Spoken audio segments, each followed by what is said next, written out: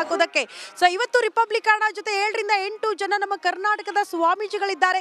ಹೇಗೆ ಅನಿಸ್ತಾ ಇದೆ ರಾಮ ಜನ್ಮಭೂಮಿಗೆ ಬಂದು ಅವ್ರನ್ನ ಕೇಳ್ತಾ ಹೋಗ್ತೀನಿ, ಮಾತನಾಡಿಸ್ತಾ ಹೋಗ್ತೀನಿ. ನಮ್ಮ ಜೊತೆಗೆ ಮುಡಿಗುಂಡ ವಿರಕ್ತ ಮಠ ಷಡಕ್ಷರಿ ದೇಸಿ ಕೇಂದ್ರ ಸ್ವಾಮೀಜಿ ಅವರಿದ್ದಾರೆ, ಅವ್ರನ್ನ ಬರ್ಮಾಡ್ಕೊಳ್ತಾ ಇದ್ದೀನಿ. ಅದೇ ರೀತಿ ಹುಕ್ಕೇರಿ ಶ್ರೀ ಚಂದ್ರಶೇಖರ ಶಿವಾಚಾರ್ಯ ಶ್ರೀಗಳಿದ್ದಾರೆ, ತಾವರ್ಕೆರೆ ಶ್ರೀ ಇದ್ದಾರೆ, ಬಿಲಕಿ ಶ್ರೀ ಇದ್ದಾರೆ, ನಾಗರಾಪುರ ಶ್ರೀ ಕೋಲಾರ ಅವರು ಕೂಡ ಇದ್ದಾರೆ, ಗುಬ್ಬಿ ಶ್ರೀಗಳಿದ್ದಾರೆ, ಚನ್ನಗಿರಿ ವಿರಕ್ತ ಮಠ ಶ್ರೀಗಳಿದ್ದಾರೆ, ಕೊಟ್ಟೂರು ಜನಕೋಟಿ ಶ್ರೀಗಳಿದ್ದಾರೆ, ಬೆಂಗಳೂರು ವಿರಕ್ತ ವಿಭೂತಿಪುರ ಶ್ರೀಗಳಿದ್ದಾರೆ, ಅದೇ ರೀತಿ ಸಿದ್ಧಲಿಂಗ ಶ್ರೀ ನೆಲಗ ಗುಂಬ ಕೋಡಾಲ ಶ್ರೀಗಳು ಕೂಡ ಇದ್ದಾರೆ. ಅವ್ರನ್ನ ಕೂಡ ಬರ್ಮಾಡ್ಕೊಳ್ತಾ ಇದ್ದೀನಿ. ಎಲ್ಲರನ್ನ ಕೂಡ ಮಾತನಾಡಿಸ್ತಾ ಹೋಗ್ತೀನಿ. ಅವರ ಸಂಭ್ರಮ ಹೇಗಿದೆ ಅಂತ. ಶ್ರೀಗಳೇ ನಮಸ್ತೆ. ಕರ್ನಾಟಕದಿಂದ ರಾಮ ಜನ್ಮಭೂಮಿಗೆ ಬಂದಿದ್ದೀರಿ, ಹೇಗೆ ಅನಿಸ್ತಾ ಇದೆ? ಬಹಳಷ್ಟು ಸಂತೋಷ ಆಗ್ತಾ ಇದೆ.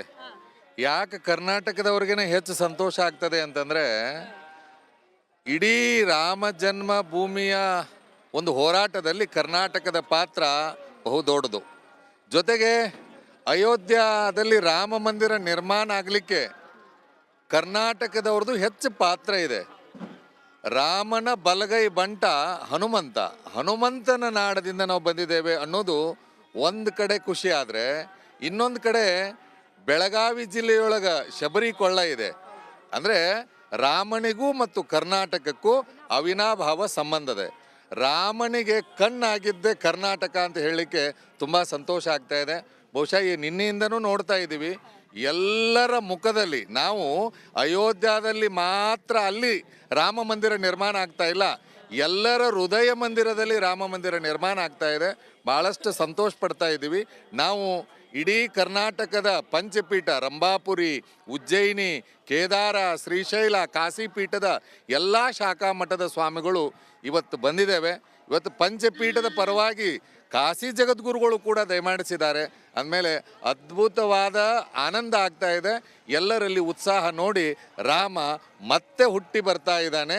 ಇಡೀ ಭಾರತವನ್ನ ರಾಮರಾಜ್ಯ ಆಗ್ತದೆ ಅನ್ನೋದ್ರಲ್ಲಿ ಎರಡು ಮಾತಿಲ್ಲ. ಗುರುಗಳೇ, ರಾಮ ಅನ್ನೋದು ಬರೀ 2 ಅಕ್ಷರ ಅಲ್ಲ, ನಮ್ಮ ಕೋಟ್ಯಾನುಕೋಟಿ ಹಿಂದೂಗಳ ನಾಡಿ ಮಿಡಿತ ಅನ್ನೋದಕ್ಕೆ ಈ ಸಂಭ್ರಮದ ಕ್ಷಣಗಳು ಸಾಕ್ಷಿ ಆಗ್ತಾ ಇದೆ ಅಂತ ಅನ್ಸುತ್ತಾ? ಖಂಡಿತವಾಗಿಯೂ. ರಾಮ ಅಂತಂದ್ರೆ ಕೇವಲ ನಾಮ ಅಂತ ಅಷ್ಟೇ ಅಲ್ಲ. ರಾಮ ಅಂತಂದ್ರೆ ಎಲ್ಲರ ಹೃದಯದಲ್ಲಿ ತ್ಯಾಗ, ಜೊತೆಗೆ ಸ್ನೇಹ, ಪ್ರೀತಿ. ಮಹಾಸ್ವಾಮಿಗಳ ಜೊತೆಯಲ್ಲಿದ್ದೀವಿ. 7 ಪ್ರಮುಖ ಪೀಠಗಳ ಮಹಾಸ್ವಾಮೀಜಿಗಳು ಇವತ್ತು ರಾಮಲಲ್ಲನ ಪ್ರಾಣ ಪ್ರತಿಷ್ಠಾಪನೆಗೆ ಬಂದಿದ್ದಾರೆ. ಪೂಜ್ಯ ಶ್ರೀ ನಿರಂಜನಾನಂದ ಮಹಾಸ್ವಾಮೀಜಿಗಳು ಕಾಗಿನೆಲೆ ಮಹಾಸಂಸ್ಥಾನ ಕನಕ ಗುರು ಪೀಠ ಕಾಗಿನೆಲೆ, ಪೂಜ್ಯ ಶ್ರೀ ಬಸವಮೂರ್ತಿ ಮಾದಾರಚನೆಯ ಮಹಾಸ್ವಾಮೀಜಿ ಮಾದಾರಚನೆಯ ಗುರುಪೀಠ ಚಿತ್ರದುರ್ಗ, ಪೂಜ್ಯ ಶ್ರೀ ಶಾಂತವೀರ ಮಹಾಸ್ವಾಮೀಜಿ ಶ್ರೀ ಜಗದ್ಗುರು ಕುಂಚಟಿಕ ಮಹಾಸಂಸ್ಥಾನ ಮಠ ಕುಂಚಗಿರಿ ಹೊಸದುರ್ಗ, ಪೂಜ್ಯ ಶ್ರೀ ಇಮ್ಮಡಿ ಸಿದ್ದರಾಮಯ್ಯ ಮಹಾಸ್ವಾಮೀಜಿ ಸಿದ್ದರಾಮೇಶ್ವರ ಮಹಾಸಂಸ್ಥಾನ ಬೋವಿ ಗುರುಪೀಠ ಚಿತ್ರದುರ್ಗ, ಪೂಜ್ಯ ಶ್ರೀ ವಾಲ್ಮೀಕಿ ಪ್ರಸನ್ನಾನಂದ ಮಹಾಸ್ವಾಮೀಜಿಗಳು ಶ್ರೀ ವಾಲ್ಮೀಕಿ ಗುರುಪೀಠ ರಾಜನಹಳ್ಳಿ ಹರಿಹರ, ಪೂಜ್ಯ ಶ್ರೀ ವಚನಾನಂದ ಸ್ವಾಮೀಜಿ ಪಂಚಮಸಾಲಿ ಗುರುಪೀಠ ಹರಿಹರ, ಪೂಜ್ಯ ಶ್ರೀ ಪುರುಷೋತ್ತಮಾನಂದಪುರಿ ಮಹಾಸ್ವಾಮೀಜಿ ಭಗೀರಥ ಪೀಠ ಮಧುರೆ, ವಚನಾನಂದ ಶ್ರೀ. ಸೂರ್ಯನಿದ್ದಾನೆ, ಸೂರ್ಯನ ಮುಂದೆ ಎಲ್ಲ ಸ್ವಾಮೀಜಿಗಳಿದ್ದಾರೆ. ಸೂರ್ಯನ ಮುಖಾಂತರ ಯಾವ ರೀತಿ ಸಂದೇಶಗಳು ಕಿರಣಗಳು ಹೊಮ್ಮತ್ತೆ, ಬದುಕು ಕಟ್ಟುಗಳ ಮೂಲಕ ಸಮಾಜಕ್ಕೆ ಅಂತ ಬೆಳಕು ಬರಬೇಕಾಗಿದೆ. ಅಯೋಧ್ಯೆಯಲ್ಲಿದ್ದೀರಿ, ಹೇಗೆ ಅನ್ನಿಸ್ತಾ ಇದೆ? ಸರ್ವೇಶು ರಮಂತೆ ಇತಿ ರಾಮ ಅಂತ ಎಲ್ಲ ಕಡೆ ಒಂದೇ ಶಬ್ದ ಕೇಳ್ತಾ ಇರೋದು ರಾಮನಾಮ. ಇದು ಸುಮಾರು 500 ವರ್ಷಗಳ ಅದೆಷ್ಟೋ ಜನಗಳ ಹೋರಾಟದ ಫಲ. ಯಾರೋ ಹೋರಾಟ ಮಾಡಿದ್ದಾರೆ, ಯಾರೋ ಹೊಡೆತ ತಿಂದ್ದಾರೆ, ಯಾರೋ ಜೈಲಿಗೆ ಹೋಗಿದ್ದಾರೆ. ಆದರೆ ಯಾವ ಶುಕ್ರದ ಫಲವೋ ಯಾವ ಜನ್ಮದ ಫಲವೋ ಗೊತ್ತಿಲ್ಲ. ನಾವೆಲ್ಲ 5-7 ಜನ ಸ್ವಾಮೀಜಿಯವರು ಈ ಒಂದು ಐತಿಹಾಸಿಕ ಕ್ಷಣಕ್ಕೆ, ವಿಶೇಷವಾಗಿ ರಾಮಲಲ್ಲಾನ ಮೂರ್ತಿ ಅನಾವರಣಕ್ಕೆ ಬಂದಿರುವಂಥದ್ದು ನಮ್ಮ ಪುಣ್ಯ ಅಂತ ನಾವು ಭಾವಿಸ್ತಾ ಇದ್ದೀವಿ. ಇಲ್ಲಿ ನೋಡಿ, ಇದು ಅವಧ ನಗರ. ಒಂದು ಕಾಲಕ್ಕೆ ಇಲ್ಲಿ ಸುಮಾರು ಬಾರಿ ನಾವು ಅಯೋಧ್ಯೆಗೆ ಬಂದಿದ್ದೇವೆ. ಅಂದಿನ ಅಯೋಧ್ಯಕ್ಕೂ ಇಂದಿನ ಅಯೋಧ್ಯಕ್ಕೂ ಅಜಗಜಾಂತರ ವ್ಯತ್ಯಾಸ ಇದೆ. ಕಾಶ್ಮೀರ ಎನ್ನ ಸಿರ, ಹಿಮಾಲಯ ಶ್ರೇಣಿಗಳೇ ಎನ್ನ ಭಾಗಗಳು, ವಿಂಧ್ಯ ಎನ್ನ ಕಟೆ, ಕನ್ಯಾಕುಮಾರಿ ನನ್ನ ಪಾದಯುಗ್ಮ, ನಾನು ಅಡಿ ಇಡಲು ಭಾರತ ಅಡಿ ಇಟ್ಟಂತೆ. ಇವತ್ತು ಇಡೀ ಭಾರತ ಇವತ್ತು ಅವಧ ನಗರದಲ್ಲಿ ಇದೆ ಅನ್ನುವಂಥದ್ದು ಹೆಮ್ಮೆ ನಮ್ಮದು.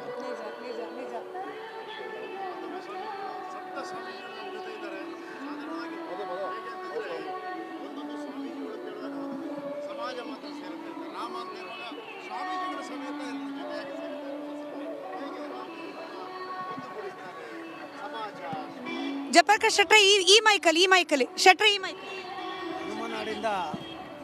ಹನುಮಾನ್ ನಾಡಿಂದ ಇವತ್ತು ರಾಮನ ನಾಡಿಗೆ ಎಲ್ಲ ಮಠಾಧೀಶರು ನಾವು ಬಂದಿದ್ದೇವೆ.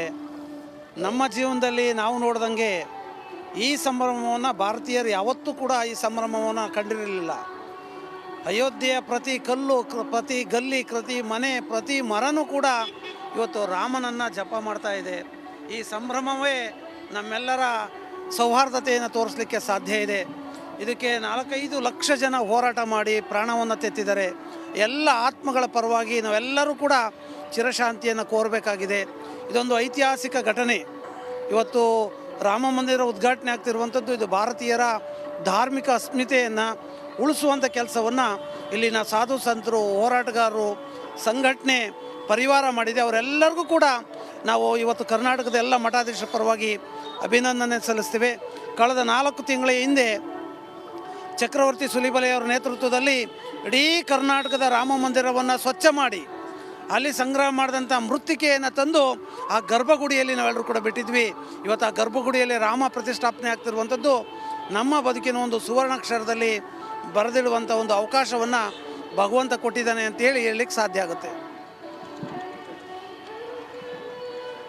ಶ್ರೀಗಳೇ, ಸಾಮಾನ್ಯವಾಗಿ ಹಿಂದೂ ಸಮುದಾಯವನ್ನ ಏಕೀಕರಣಗೊಳಿಸಲಿಕ್ಕೆ ಅಯೋಧ್ಯೆಯ ಪುಣ್ಯಭೂಮಿ ಸಾಕ್ಷಿ ಆಗ್ತಾ ಇದೆ, ರಾಮ ಮಂದಿರ ಸಾಕ್ಷಿ ಆಗ್ತಿದೆ ಅಂತ ಹೇಳ್ತಿದ್ದಾರೆ. ಆದರೆ ರಾಜಕೀಯ ನಾಯಕರ ಹೇಳಿಕೆ ಹಿಂದೂಗಳಲ್ಲಿ ಒಡಕನ್ನ ಮೂಡಿಸ್ತಿದ್ದಾರೆ. ಈ ರಾಮ ಎಲ್ಲರ ರಾಮ ಅಲ್ಲ, ಶೈವರ ರಾಮ ಅಲ್ಲ, ಶಾಕ್ತರ ರಾಮ ಅಲ್ಲ ಅಂತೇಳಿ ಏನು ಹೇಳ್ತೀರಿ? ಕನಕದಾಸರು ಈ ರಾಮನ ಬಗ್ಗೆ ಒಂದು ಕೀರ್ತನೆಯನ್ನು ಬರೀತಾರೆ. ಅಂಗಳದೊಳು ರಾಮನ ಆಡಿದ, ಚಂದ್ರ ಬೇಕೆಂದು ತಾ ಹಠ ಮಾಡಿದ ಅಂತ. ಬಹುಶಃ ಈ ಅಯೋಧ್ಯದಲ್ಲಿ ಆ ರಂಗ ರಾಮ ಹಾಡಿದಂತಹ ನೆಲದಲ್ಲಿ, ಓಡಾಡಿದಂತಹ ನೆಲದಲ್ಲಿ ನಾವೆಲ್ಲರೂ ಇವತ್ತು ಆ ಮಣ್ಣನ್ನು ಸ್ಪರ್ಶ ಮಾಡಿದ್ದೇವೆ, ಇಲ್ಲೇ ಉಳ್ಕೊಂಡಿದ್ದೇವೆ. ಅಖಂಡ ಭವ್ಯ ಭಾರತದ ಪ್ರತಿಯೊಬ್ಬ ಪ್ರಜೆಯ ಕನಸು ರಾಮ ಮಂದಿರ ನಿರ್ಮಾಣ ಆಗಬೇಕು ಅನ್ನುವಂಥದ್ದು. ಆ ಕನಸು ನೆನಸಾಗುವಂತಹ ಕ್ಷಣಗಣನೆಗೆ ನಾವೆಲ್ಲರೂ ಕೂಡ ಸಾಕ್ಷಿ ಆಗ್ತಾ ಇದ್ದೀವಿ. ಬೆಳಕರೆದರೆ ಈ ದೇಶದ ಪ್ರಧಾನಮಂತ್ರಿಯವರು ಈ ರಾಮ ಮಂದಿರವನ್ನು ಲೋಕಾರ್ಪಣೆಯನ್ನು ಮಾಡ್ತಾ ಇದ್ದಾರೆ. ಈ ರಾಮ ಮಂದಿರ ಪ್ರತಿಷ್ಠಾಪನೆಗೆ, ಆ ಮಂದಿರ ನಿರ್ಮಾಣಕ್ಕೆ ಸಾಕಷ್ಟು ಜನರು ಜೀವತ್ಯಾಗಗಳನ್ನು ಮಾಡಿದ್ದಾರೆ. ಅವರೆಲ್ಲರ ಕನಸು ಇವು ನೆನಸಾಗುವಂಥದ್ದು. ಅಂತಹ ಅಭೂತಪೂರ್ವವಾದಂತಹ ಕಾರ್ಯಕ್ರಮಕ್ಕೆ ನಾವೆಲ್ಲ ಸಾಕ್ಷಿಯಾಗಿದ್ದೀವಿ ಅನ್ನುವಂಥದ್ದೇ ನಮ್ಮ ಪೂರ್ವಜನ್ಮದ ಪುಣ್ಯ ಅನ್ನುವಂಥದ್ದು ನಾವು ಭಾವಿಸ್ಕೊಂಡಿದ್ದೀವಿ. ಹಾಗೆ ಇದಕ್ಕೆ ಯಾವುದೇ ರೀತಿಯಾದಂತಹ ಲೇಪನ ಹಚ್ಚದಲ್ಲೇ ರಾಮ ಪ್ರತಿಯೊಬ್ಬರ ಮನಸ್ಸಲ್ಲೂ ಆ ರಾಮ ಇದ್ದಾನೆ, ಕಣಕಣದಲ್ಲೂ ರಾಮ ಇದ್ದಾನೆ. ಅವನನ್ನು ನಾವು ಪೂಜಿಸಿ ಅವನ ಸಾಕ್ಷಾತ್ಕಾರಕ್ಕೆ ಒಳಗಡೆ ಆಗಬೇಕು.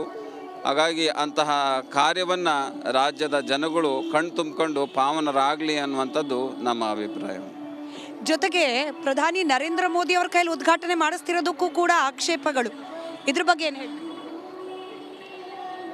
ನಾಳೆ ದಿವಸ ಅಯೋಧ್ಯೆಯಲ್ಲಿ ಬಾಲರಾಮನ ಮೂರ್ತಿ ಪ್ರಾಣ ಪ್ರತಿಷ್ಠಾಪನೆ ಮತ್ತು ರಾಮ ಮಂದಿರ ಉದ್ಘಾಟನೆಗೆ ದೇಶದ ಪ್ರಧಾನಮಂತ್ರಿ ಆಗಿರ್ತಕ್ಕಂಥ ಗೌರವಾನ್ವಿತ ನರೇಂದ್ರ ಮೋದಿಜಿಯವರು ಲೋಕಾರ್ಪಣೆ ಮಾಡ್ತಕ್ಕಂಥದ್ದೇ ನಮ್ಮೆಲ್ಲರಿಗೆ ಸಂತೋಷದ ವಿಷಯ.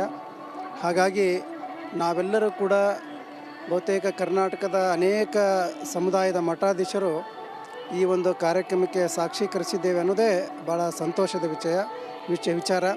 ಹಾಗಾಗಿ ಬಹುತೇಕ ಭಾರತೀಯರ ಕನಸು ನಾಳೆ ನೆನಸಾಗ್ತಾ ಇದೆ. ಅದಕ್ಕೆ ನಾವು ಸಾಕ್ಷೀಕರಿಸಿದ್ದೀವಿ ಅನ್ನೋದೇ ನಮಗೆ ಸಂತೋಷ ಮತ್ತು ಸಂಭ್ರಮ ಅನ್ನುವಂಥದ್ದು.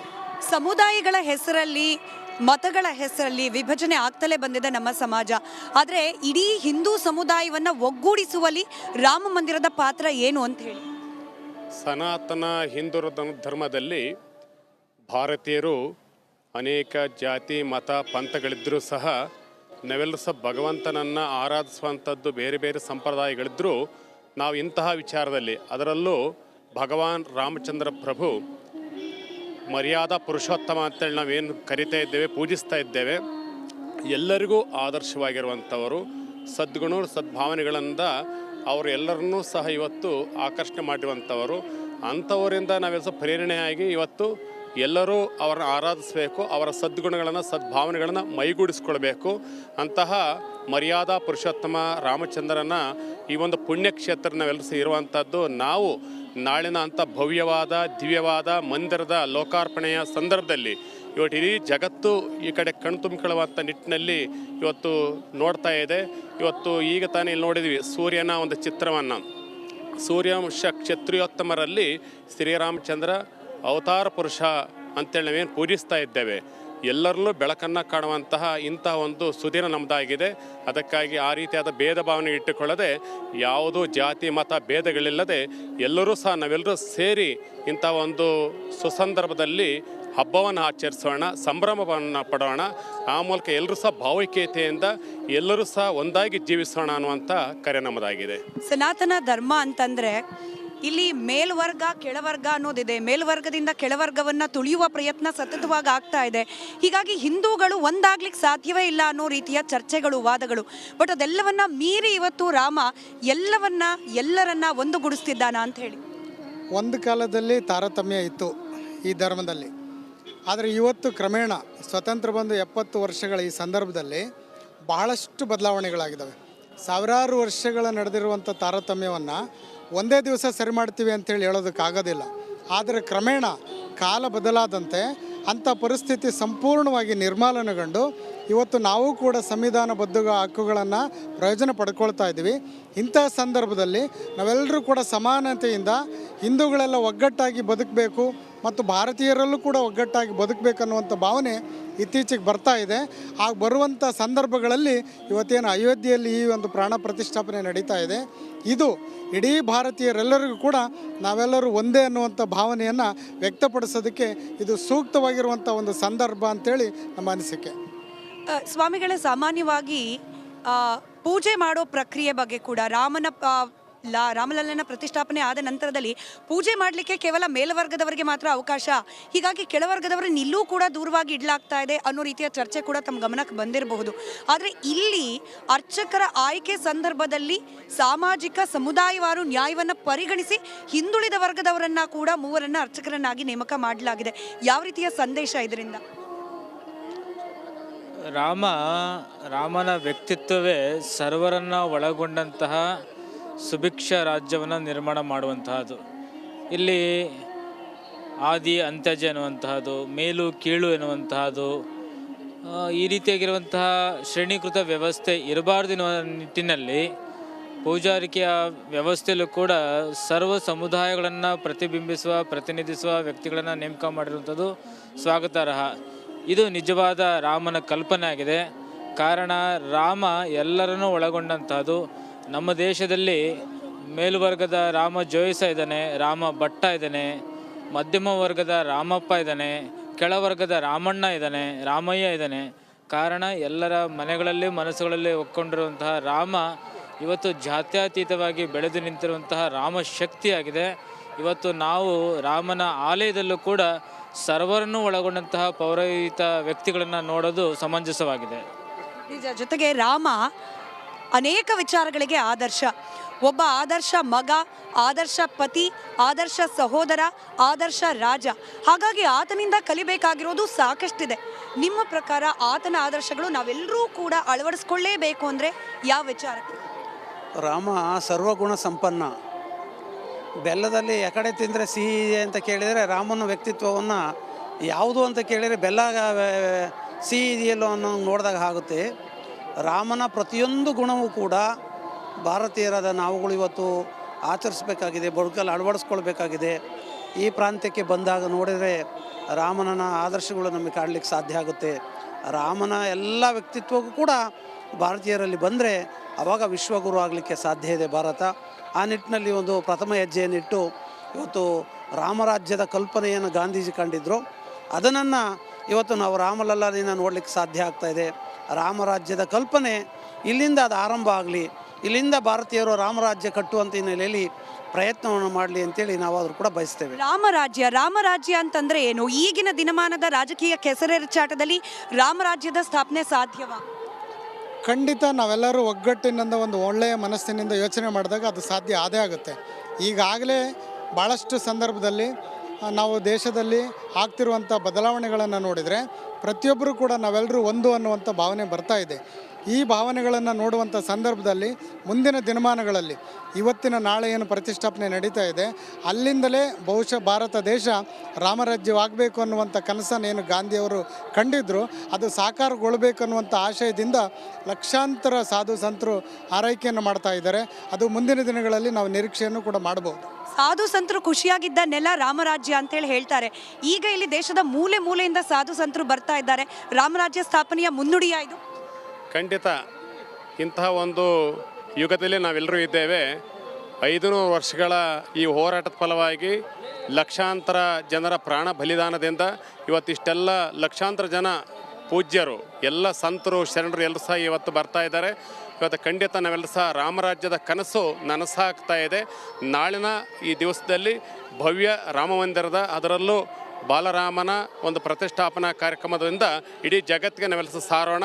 ಎಲ್ಲರೂ ಸಹ ನಾವೆಲ್ಲ ಒಂದೇ, ನಾವೆಲ್ಲ ಸಹ ಒಂದಾಗಿ ಇವತ್ತು ಎಲ್ಲರೂ ಸಹ ಸಮಾನತೆಯಿಂದ ಜೀವಿಸೋಣ ಅನ್ನುವಂಥದ್ದನ್ನು ನಾವು ಎಲ್ಲರಿಗೂ ಸಂದೇಶವನ್ನು ಸಾರ್ತೇವೆ. ಕಡೆ 2 ಪ್ರಶ್ನೆ. ಒಂದು, ನಾಳೆ ರಾಮ ಮಂದಿರದಲ್ಲಿ ರಾಮಲಲ್ಲನ ಪ್ರತಿಷ್ಠಾಪನೆ ಆಗ್ತಾ ಇದೆ. ಮಂದಿರ ಸಂಘರ್ಷದ ನಂತರ ಆಗಿದೆ, ಅಲ್ಲಿಗೆ ಮುಗಿದು ಹೋಯ್ತೆ. ರಾಮನನ್ನು ನಮ್ಮವನಾಗಿಸಿಕೊಳ್ಳಿಕ್ಕೆ, ಮಂದಿರವನ್ನು ಮಂದಿರವಾಗಿ ಇರಿಸಿಕೊಳ್ಳಿಕ್ಕೆ ಜವಾಬ್ದಾರಿ ಯಾರೆಲ್ಲರ ಮೇಲೆ ಯಾವ ರೀತಿಯಾಗಿದೆ? ನಾಳೆ ಲೋಕಾರ್ಪಣೆ ಆಗ್ತಕ್ಕಂಥ ರಾಮ ಮಂದಿರ ಬಹುತೇಕ ಅದು ಇಡೀ ಭಾರತೀಯರ ಆತ್ಮರಾಮ ಅಂತ. ಬಹುತೇಕ ನಮ್ಮೆಲ್ಲರ ರಾಮನಾಗಿರ್ತಕ್ಕಂಥ ಆ ರಾಮನ ಆದರ್ಶಗಳನ್ನ ನಾವೆಲ್ಲರೂ ಕೂಡ ಪ್ರತಿಯೊಬ್ಬ ಭಾರತೀಯರು ಕೂಡ ಅವನ ಆದರ್ಶಗಳನ್ನು ಅಳವಡಿಸಿಕೊಳ್ಳುವ ಮೂಲಕವಾಗಿ ರಾಮ ನಿರಂತರ ಚಿರಂತರ ಅಂತ ಹೇಳಲಿಕ್ಕೆ ಬಯಸ್ತಾ ಇದ್ದೀನಿ. ವಿಶ್ವಗುರು ಭಾರತ ವಿಶ್ವಗುರು ಆಗಬೇಕು ಅನ್ನೋ ನಿಟ್ಟಿನಲ್ಲಿ ಆಗ್ತಾ ಇರುವ ಪ್ರಯತ್ನಗಳು, ರಾಮ ಮಂದಿರ ಒಂದು ಅಂದಾಜಿನ ಪ್ರಕಾರ 50,000 ಕೋಟಿಗೂ ಮೀರಿದ ವಹಿವಾಟು ರಾಮ ಮಂದಿರ ಉದ್ಘಾಟನಾ ಸಮಾರಂಭ ಅದಾದ ನಂತರದಲ್ಲಿ ಆಗೋ ಚಟುವಟಿಕೆಯಿಂದ. ರಾಮ ಮಂದಿರ ನಿರ್ಮಾಣ ಕೇವಲ ಒಂದು ಧಾರ್ಮಿಕ ಕ್ಷೇತ್ರವಾಗಿ ಅಲ್ಲ, ಎಕನಾಮಿಕಲಿ ಕೂಡ, ಆರ್ಥಿಕವಾಗಿಯೂ ಕೂಡ ಭಾರತಕ್ಕೆ ಪುನಶ್ಚೇತನ ನೀಡೋ ನಿಟ್ಟಿನಲ್ಲಿ ದೊಡ್ಡ ಹೆಜ್ಜೆ ಅಂತ ಹೇಳಿ ಇದ್ರ ಬಗ್ಗೆ ಮಾತನಾಡೋದು. ಖಂಡಿತ ಮೊದಲೆಲ್ಲ ವಿದೇಶದ ಪ್ರಧಾನಮಂತ್ರಿಗಳು ರಾಷ್ಟ್ರಾಧ್ಯಕ್ಷರು ಬಂದರೆ ನಾವೆಲ್ಲ ತಾಜ್ ಮಹಲ್ಗೋ ಇನ್ನೊಂದು ಯಾವುದೋ ಕರ್ಕೊಂಡು ಹೋಗ್ತಾ ಇದ್ದೀವಿ. ಇವತ್ತು ಗಂಗಾ ನದಿ ತಟದಲ್ಲಿ ಬಂದು ಆರತಿ ಮಾಡುವಂಥದ್ದು, ಶ್ರೀರಾಮನ ಹತ್ತಿರ ಬಂದು ಪೂಜೆ ಮಾಡುವಂಥದ್ದು, ಇದು ಭಾರತ ವಿಶ್ವಗುರು ಆಗಲಿಕ್ಕೆ ಇನ್ನೇನು ಇಡೀ ಜಗತ್ತು ಭಾರತ ಕಡೆಗೆ ಮುಖ ಮಾಡಿ ನೋಡ್ತಾ ಇದೆ. ಇವತ್ತು ವಿಶ್ವ ಯೋಗ ದಿನಾಚರಣೆ ಆಯಿತು, ಇವತ್ತು ರಾಮಲಲ್ಲನ ಪ್ರತಿಷ್ಠಾಪನೆ ಆಗುತ್ತೆ. ಇಡೀ ಜಗತ್ತಿನ ಕಣ್ಣು ಈ ಕಡೆನೇ ಇದೆ, ಭಾರತ ಕಡೆ ಇದೆ. ಭಾರತ ಪ್ರತಿ ಉಚ್ಛ್ವಾಸ ನಿಶ್ವಾಸದಲ್ಲಿ ರಾಮನಾಮ ಇದೆ. 7 ಪೀಠದ ಮಠಾಧಿಪತಿಗಳು ನಮ್ಮ ಜೊತೆಯಲ್ಲಿದ್ದಾರೆ. ರಾಮನಿಗೋಸ್ಕರ, ರಾಮನ ಸ್ಮರಣೆಗೋಸ್ಕರ, ರಾಮನನ್ನು ಕಣ್ತುಂಬಿಕೊಳ್ಳೋಕ್ಕೋಸ್ಕರ ಬಂದಿದ್ದಾರೆ. ಎಲ್ಲರ ಜೊತೆಯಲ್ಲಿ ರಿಪಬ್ಲಿಕ್ ಕನ್ನಡ ಕೂಡ ಒಂದು ಬಾರಿ ಜೋರಾಗಿ ಶ್ರೀರಾಮನ ಹೆಸರಲ್ಲಿ ಜೈ ಶ್ರೀರಾಮ್, ಜೈ ಶ್ರೀರಾಮ್, ಜೈ ಶ್ರೀರಾಮ್, ಜೈ ಶ್ರೀರಾಮ್, ಜೈ ಶ್ರೀರಾಮ್, ಜೈ ಶ್ರೀರಾಮ್, ಜೈ ಶ್ರೀರಾಮ್. ಇದು 7 ಪೀಠಗಳ ಮಠಾಧಿಪತಿಗಳ ಮಾತಾಗಿದೆ. ಸಾಧು ಸಂತರು ಸುಭಿಕ್ಷವಾಗಿ ಖುಷಿಯಾಗಿ ಇದ್ದ ಕಡೆಯೇ ರಾಮರಾಜ್ಯ ಅನ್ನೋ ಮಾತಿದೆ. ಇಡೀ ಪ್ರಪಂಚದಿಂದ, ಇನ್ಫ್ಯಾಕ್ಟ್ ಭಾರತದ ಮೂಲೆಯಿಂದ ಸಾಧು ಸಂತರು ರಾಮಲಲ್ಲನನ್ನ ಕಣ್ತುಂಬಿಕೊಳ್ಳೋಕೆ ಆಗಮಿಸ್ತಿದ್ದಾರೆ.